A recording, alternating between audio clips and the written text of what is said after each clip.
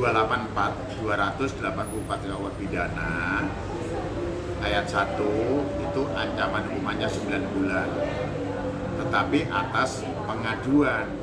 Siapa yang mengadu? Yang dirugikan. Kalau suaminya yang selingkuh berarti yang mengadu istrinya.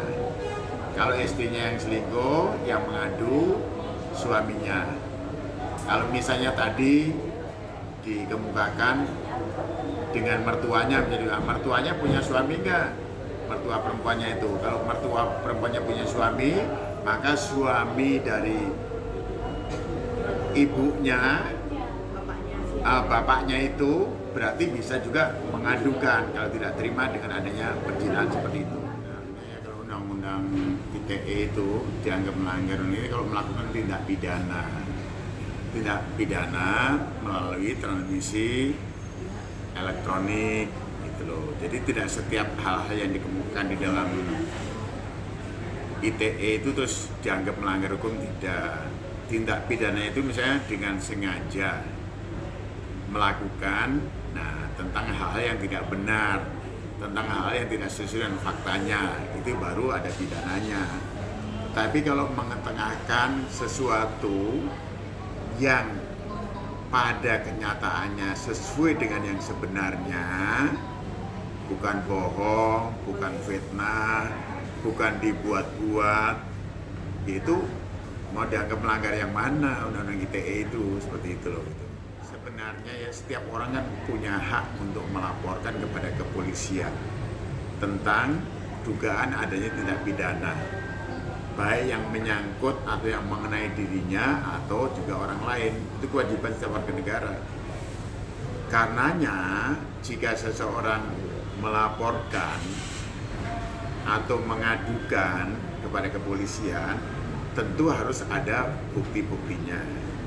Buktinya itu bisa berupa saksi, bisa berupa surat, atau bisa juga berupa foto-foto atau rekaman video.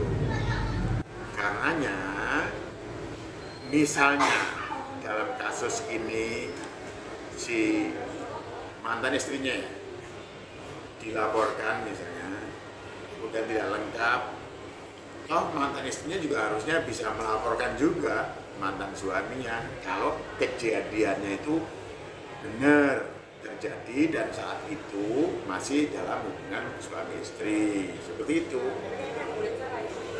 Nah, sudah cerainya itu setelah kejadian tersebut lewat atau kejadian itu terjadinya juga setelah bercerai, seperti itu. Kalau terjadinya setelah bercerai berarti mantan suaminya, namanya bukan selingkuh. Pengertian selingkuh itu kan masih jadi suami istri, terus berbuat dengan orang lain kan seperti itu baru namanya selingkuh. Kalau sudah bercerai kan nggak selingkuh. Nah kalau misalnya, maaf ya, kata-kata tadi kumpul kebo dengan ibunya, itu sudah bercerai belum dengan istrinya? Kalau sudah belum bercerai kan kalau belum bercerai berarti kan masih ada ikatan suami istri. Kalau masih ikatan suami istri kan istrinya bisa melaporkan juga, gitu loh. Kemudian saat misalnya tadi dengan istilah tanda petik tebu melakukan hal seperti itu di gerbang masyarakat kan juga bisa juga itu merupakan satu tindak pidana. Nah ibunya itu punya suami enggak, gitu loh. Nah kan bisa juga dilaporkan oleh suaminya. Jangan hal seperti itu masyarakat meniru, ya, atau anggap aja ikut-ikut, jangan melakukan hal seperti itu. Itu kan masih dugaan atau asumsi. Nah harusnya masih, kalau misalnya mau diselesaikan secara kekeluargaan kan bahasa hukumnya di tingkat kepolisian atau di kejaksaan kan kalau dilihat aduan masih ada penyelesaian secara restoratif justice. Itu juga dalam rangka seperti yang ditempuh oleh masyarakat adat kita.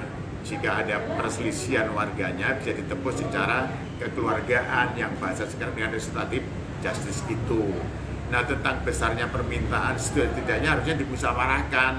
Jangan sampai minta sejumlah sekian terus dianggap mau meras atau mau apalagi enggak. Jadi dibicarakanlah sebaik-baiknya sampai ketemu titik temu seperti itu supaya tidak ada masalah.